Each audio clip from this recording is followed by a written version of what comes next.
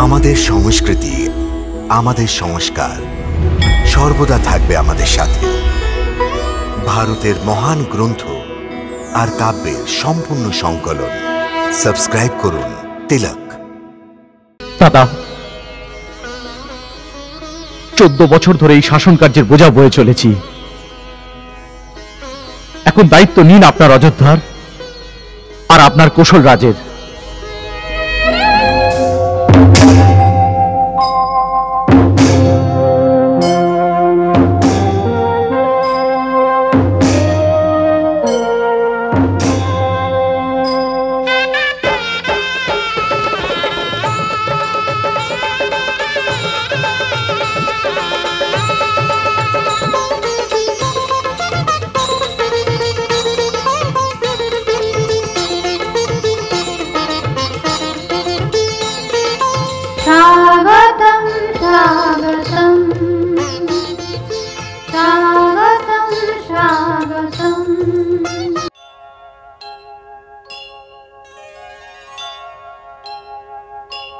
राम सीतार, राम सीतार, राम सीतार।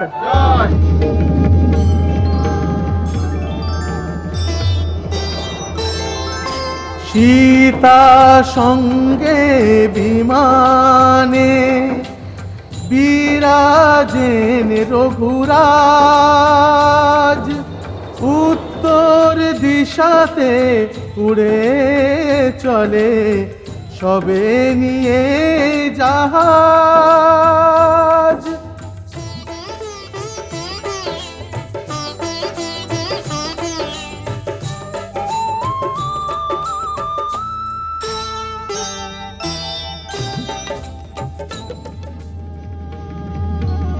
হে পুষ্পক, আমি ভরদ্বাজ মুনির দর্শন পেতে চাই। ওনার আশ্রমের নিকট অবতরণের কৃপা করুন।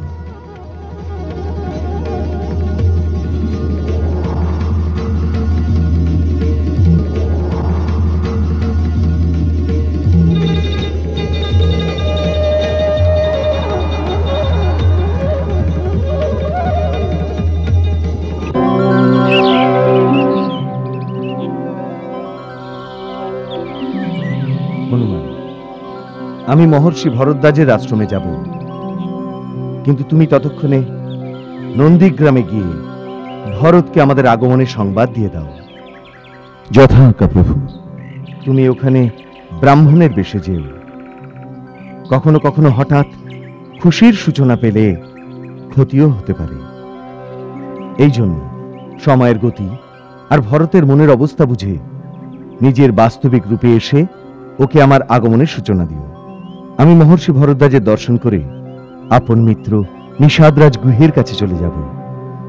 ওখানে সীতাকে গঙ্গার পুজো করতে হবে, তাই ওখানে এসেই ভরতের খবর আমায় দিও। যথাজ্ঞা প্রভু। জয় শ্রীরাম।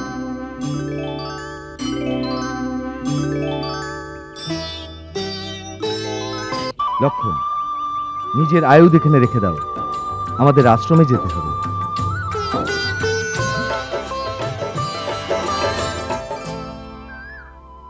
আমি ঠিকই বলেছিলাম রাজা। চারিদিকে এই খবর যে অযোধ্যার রাজা শ্রী রামচন্দ্র বনবাস পূর্ণ করে অযোধ্যায় ফিরে আসিছেন। এটা তুই কি বলছিস রে? আমাকে কথা দিয়ে গেছিল যে ফিরে এসে ও আমার সাথে অবশ্যই দেখা করবে। এরকম কোন দিশা দিয়ে যাচ্ছে যে এখনো পৌঁছলো না? সবাই বলছে যে আকাশ দিয়ে যাচ্ছে। আকাশ দিয়ে যাচ্ছে? আরে দেখো গো দেখো, রাম প্রভু আসছেন। আকাশ পথ থেকে রথ নিচে নামছে। দেখেছো, একেই বলে প্রকৃত ভালোবাসা। আমার প্রভু এসে গেছে। আমার চলো রে চলো, প্রভু এসে গেছে।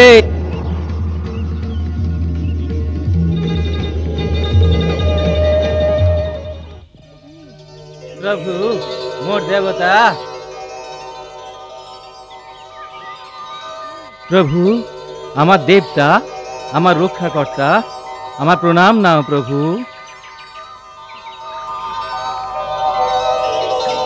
আমার ভগবান, আমার বন্ধু।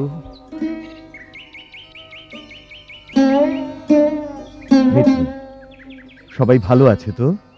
আপনি কুশলের কথা কি বলছেন? আমি শুনেছিলাম আমার সাথে দেখা না করে আপনি সোজা অযোধ্যা চলে যাচ্ছিলেন। কি এমন ভুল হয়েছে আমার যে আপনি আমাকে ছেড়ে চলে যাচ্ছিলেন?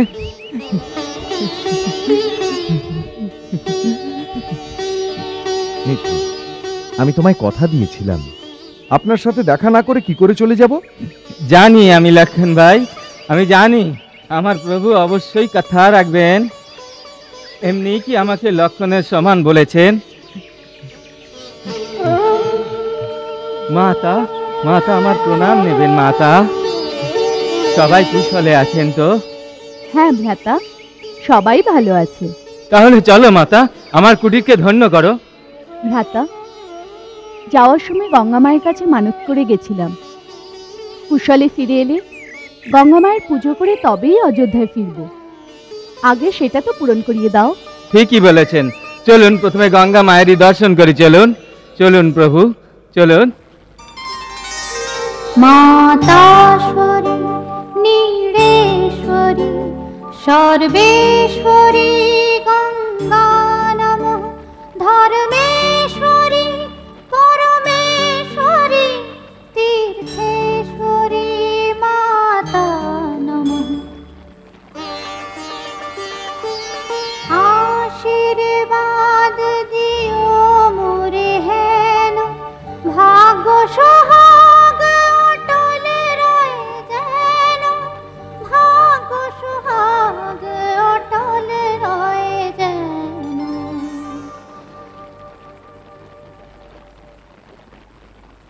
আমি মহারাজ ভরতের দর্শন করতে চাই। উনি আজ কারুর সঙ্গে দেখা করবেন না। কেন? এত প্রশ্ন করছেন কেন? ওনার সাথে আমার প্রয়োজনীয় কাজ রয়েছে। শুনুন ভাই, মহারাজ এখন একটু চিন্তিত আছেন। কেন? আজ শ্রী রামচন্দ্রের বনবাসের শেষ দিন, কিন্তু তার ফিরে আসার কোনো সংবাদ এখনো পাওয়া যায়নি। ও, এই জন্য নিজের প্রতিজ্ঞা অনুসারে মহারাজ ভরত জ্বলন্ত চিতায় ঝাঁপ দিয়ে প্রাণত্যাগ করবেন। প্রাণ ত্যাগ করবেন? তাই আচার্যকে বোঝাতে এসেছেন। তোমার এটা করা উচিত হবে না বৎস। গুরুদেব, আমি দাদা চরণের শপথ নিয়ে এই পণ করেছিলাম, যদি ওনার আসতে একদিনও বিলম্ব হয় তাহলে আমি জ্বলন্ত চিতায় ঝাঁপ দিয়ে প্রাণত্যাগ করে দেব। আর এখনো চারিদিকে ছড়িয়ে থাকা দূত, গুপ্তচর, এদের মধ্যে কেউ কোনো শুভ সংবাদ নিয়ে এখনো আসেনি যে দাদা চরণ অযোধ্যার নিকট এসে উপস্থিত হয়েছে। যদি আজকে সূর্যাস্তের আগে ওনার আসার কোনো খবর না আসে তাহলে আমার প্রাণ ত্যাগ করা নিশ্চিত। এই জন্য আপনাকে স্মরণ করেছি। আমার পরে দাদার না আসা পর্যন্ত আমি অযোধ্যা রাজ্য আপনাকে সঁপে দিয়ে গেলাম প্রভু। শত্রুঘ্ন এখনো ছোট, সেই জন্য এই দায়িত্ব আমি আপনার উপর দিয়ে গেলাম। মহাত্মা ভরত, শ্রেষ্ঠ কুলের বীরেদের সময় আসার আগেই হতাশ হয়ে গিয়ে নিরাশাকে আলিঙ্গন করা উচিত নয়। ইতিহাস পাল্টানোর জন্য এক মুহূর্ত যথেষ্ট।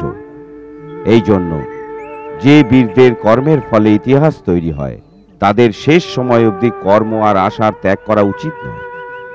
এটাই জ্ঞানীদের মত। এই জন্য সূর্যাস্তের এক মুহূর্ত আগেও তোমার প্রাণত্যাগের কথা ভাবার অধিকারই নেই। গুরুদেব, আপনি জ্ঞানের কথা বলছেন, কিন্তু ভাবনায় জ্ঞান কোথায়? আমার তো শুধু এটাই মনে হচ্ছে যে আমার প্রভু আমার উপর কোনো ক্ষুব্ধ হয়েছেন, যার জন্যে উনি আমাকে পরিত্যাগ করে দিয়েছেন। শ্রীরাম নিজের প্রাণ ত্যাগ করতে পারেন, কিন্তু ভরতকে কখনো ত্যাগ করতে পারেন না। উনি ভরতকে নিজের প্রাণের থেকেও বেশি ভালোবাসেন, আর সর্বদা এটাই বলেন যে আমার ভরত ধর্মের সূর্য, যার দিব্য প্রকাশ ত্রিলোকেতে আর ত্রিকালেও জাজ্বল্যমান থাকবে। হে মহাত্মা, এরকম মধুর বাক্য বলছেন আপনি কে? আমি তো প্রভুর একজন সেবক। প্রভু শ্রীরামের খবর নিয়ে এসেছি। প্রভু ভরদ্বাজমণির আশ্রমবর্তী চলে এসেছেন, আর বনবাসের সময় শেষ হলেই অযোধ্যায় পৌঁছে যাবেন।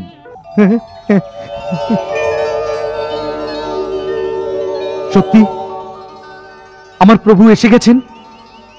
সত্যি সত্যি সত্যি সত্যি আপনি আমার কাছে স্বয়ং ভগবানের রূপ, যে আপন অমৃত বাক্য দ্বারা আমার প্রাণদান করেছেন। আমার প্রণাম নিন ভগবান। এটা কি করছেন মহারাজ ভরত? আমি তো আপনারও সেবক। আপনি আমাকে চিনতে পারেননি? আমি হনুমান।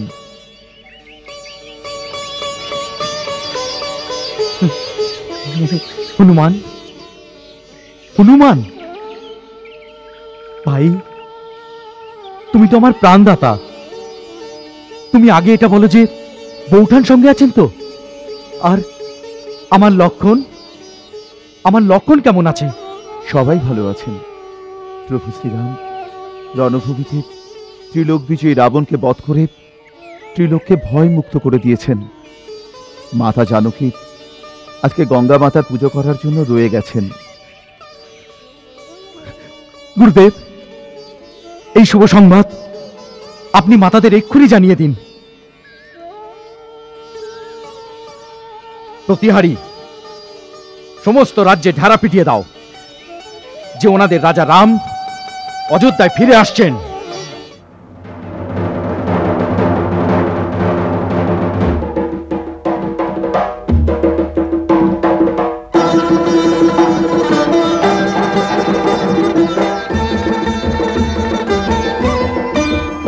রাম আসেন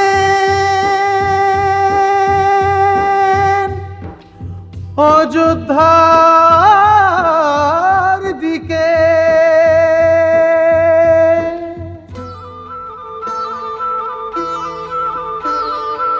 এসো রে এসো রে দেখো রে দেখো রে গাও রে গাও রে নাচো রে নাচো রে,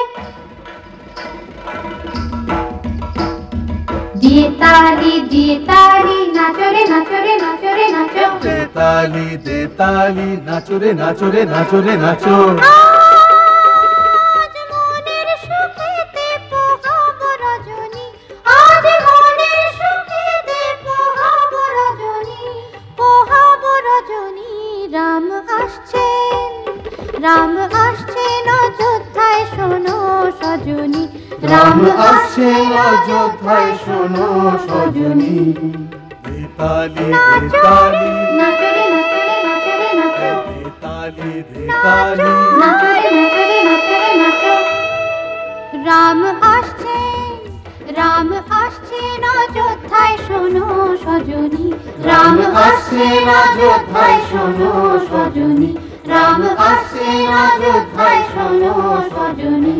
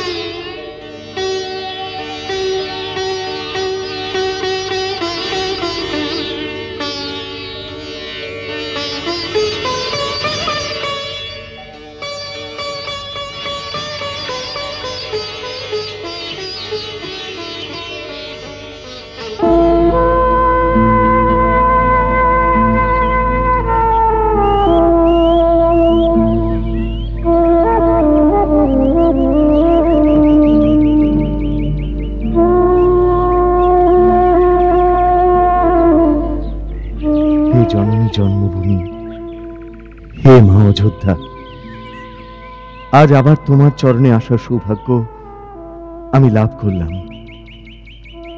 তোমার পুত্র রাম তোমার পবিত্র মাটিকে শত শত প্রণাম করছে। জননী জন্মভূমিশ্চ স্বর্গাদপি গরীয়সী।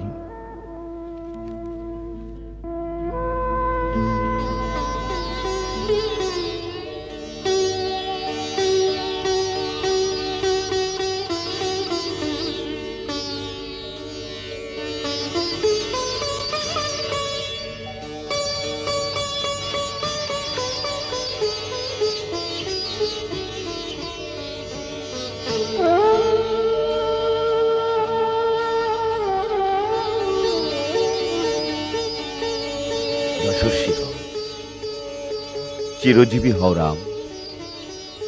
রাবণের সঙ্গে যুদ্ধে বিজয়ী হয়ে তুমি তোমার পূর্বজদের কীর্তিকে আরো উজ্জ্বল করে দিয়েছ। আপনি তো জানেনই যে এই সব আপনার আশীর্বাদের ফল গুরুদেব। রাম, আদিকালে যখন ব্রহ্মার কথায় আমি সূর্যকুলের পুরোহিত হওয়ার কথা অস্বীকার করেছিলাম, তখন উনি বলেছিলেন যে এই সুযোগ তুমি নষ্ট করো না, এই কুলেই ভগবানের অবতার জন্ম নেবেন। তাই 1 যুগ ধরে আমি তোমার প্রতীক্ষা করেছিলাম। তুমি ধন্য রাম, তোমার এই মহাপরাক্রমের কারণে আজ আমি তোমার গুরু হওয়ার গৌরব বোধ করছি। বৎস, তোমার এই কীর্তি পতাকা যুগ যুগ ধরে ইতিহাসের আকাশে উত্থিত থাকবে। আমি ভীষণ খুশি। আপনি প্রসন্ন হয়েছেন, আপনার আশীর্বাদ পেয়ে গেছি, আর আমার পাওয়ার মতো কিছুই অবশিষ্ট নেই গুরুদেব।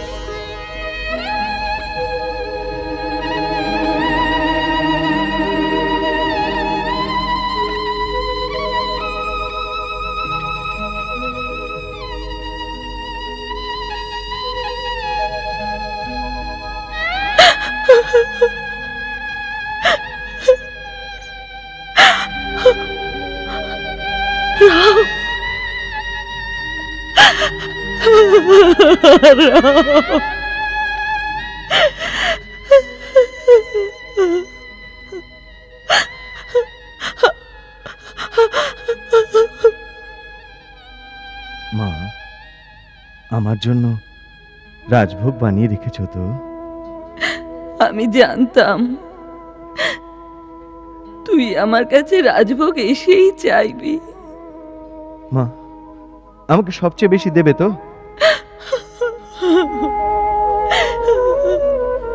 তোর জন্য আলাদা করে রেখেছি পুত্র আমার।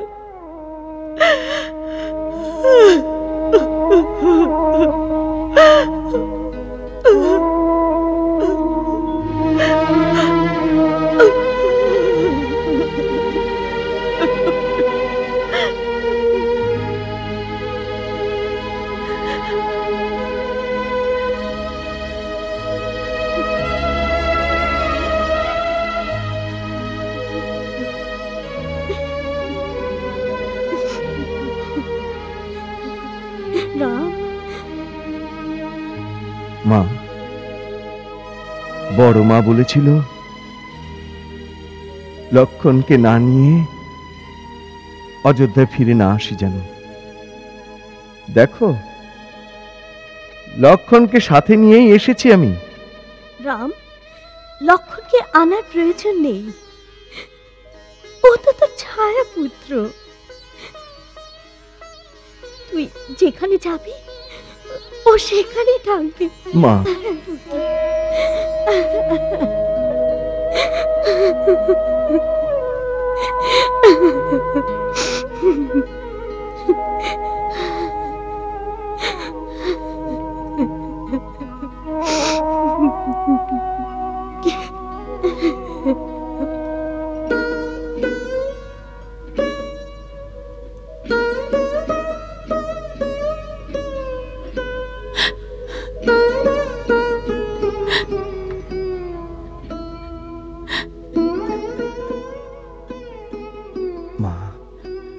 পুত্র, না না না রাম, না রাম, না না আমার পুত্র, না।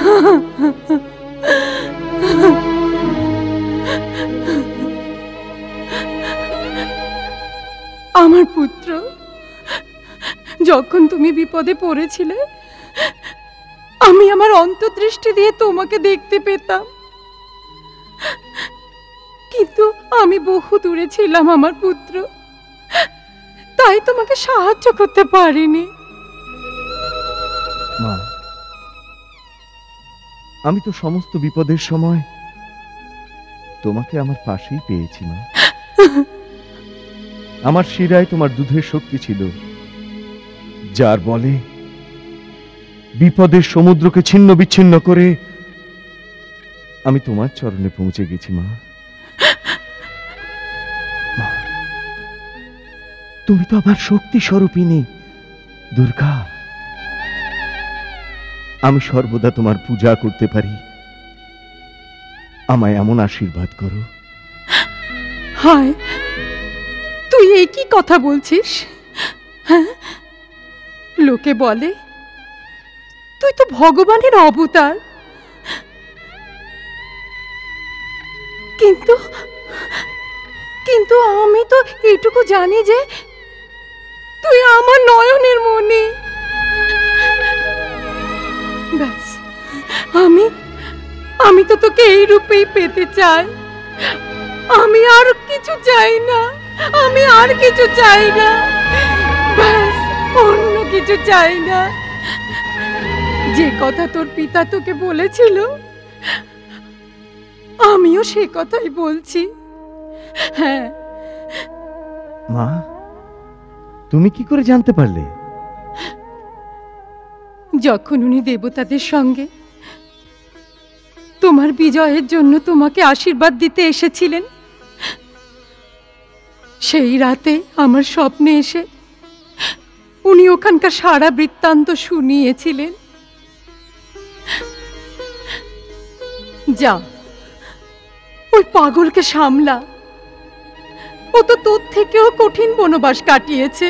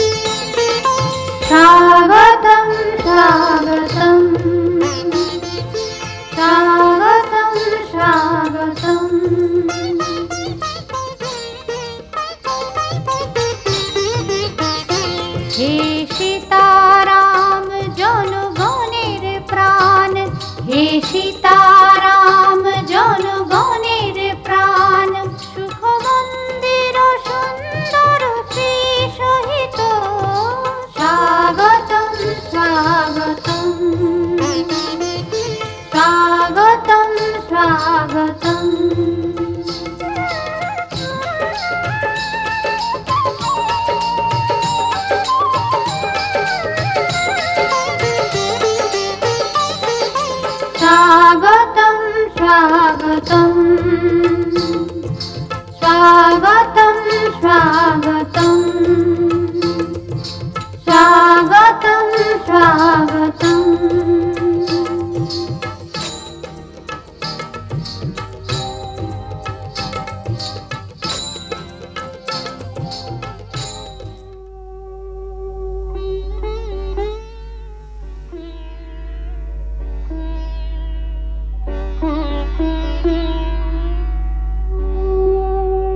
पुत्री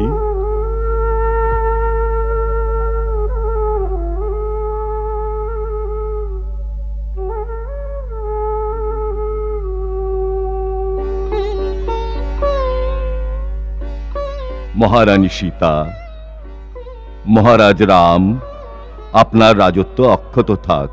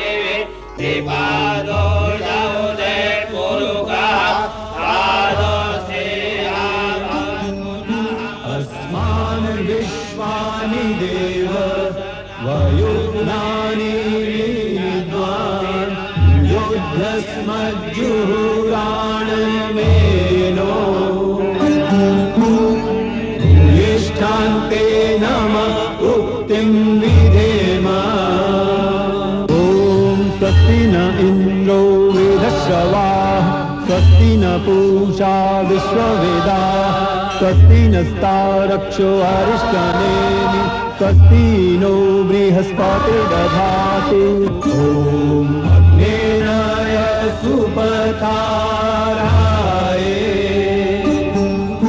अस्मान् विश्वानि देव वयुनानि विद्वान् ॐ स्वस्ति न इन्द्रो वृधश्रवाः स्वस्ति न पूषा विश्ववेदाः स्वस्ति नस्तारक्षो अरिष्टनेमि स्वस्ति नो बृहस्पतिर्दधातु ॐ द्यौः शान्तिरन्तरिक्षगुं शान्तिः पृथिवी स्वस्ति नो बृहस्पतिर्दधातु ॐ द्यौः शान्तिरन्तरिक्षगुं शान्तिः पृथिवी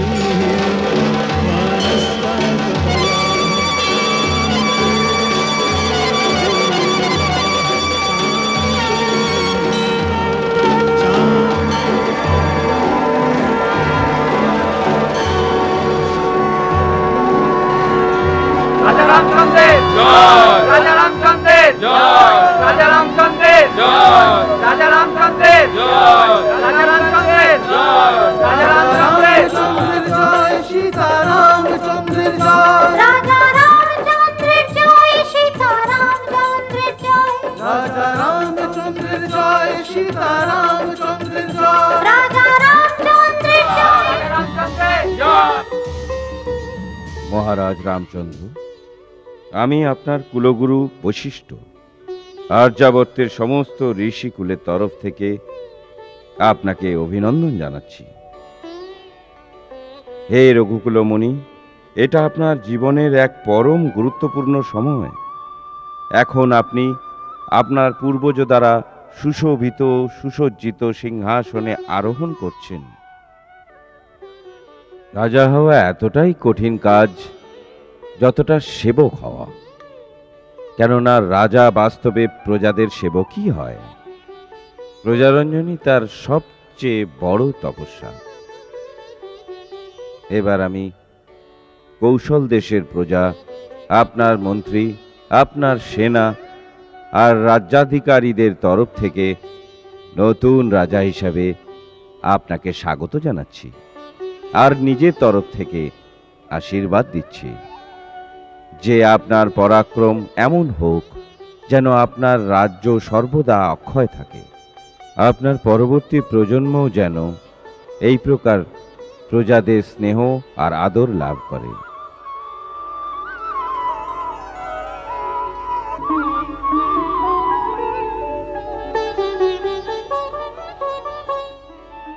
পরম পূজ্য গুরুদেব, আপনার আশীর্বাদের জন্য আমার কোটি কোটি ধন্যবাদ স্বীকার করুন।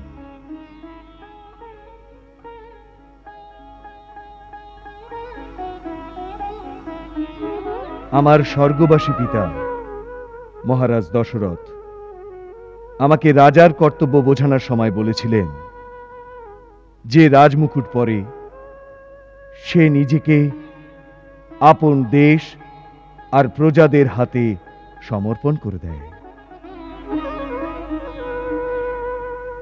রাজা হওয়ার অর্থ সন্ন্যাসী হয়ে যাওয়া। তারপর তার নিজের আর কিচ্ছু থাকে না, সবকিছু দেশের হয়ে যায়।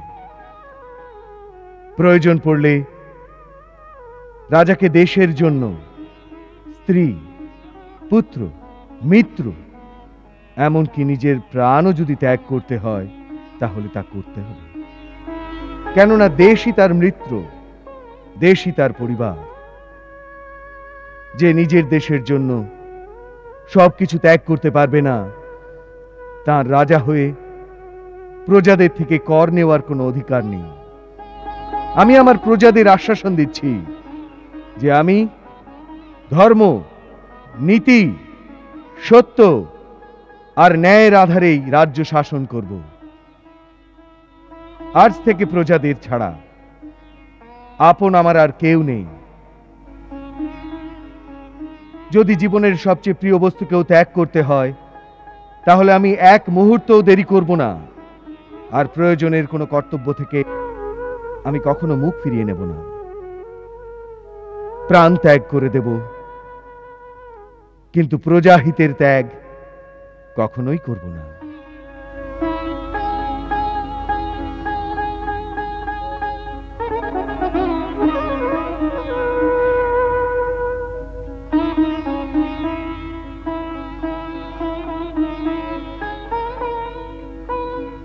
রঘুকুল তিলক মহারাজা রামচন্দ্রের, রঘুকুল তিলক মহারাজা রামচন্দ্রের, রঘুকুল তিলক মহারাজা রামচন্দ্রের, রঘুকুল তিলক মহারাজা রামচন্দ্রের।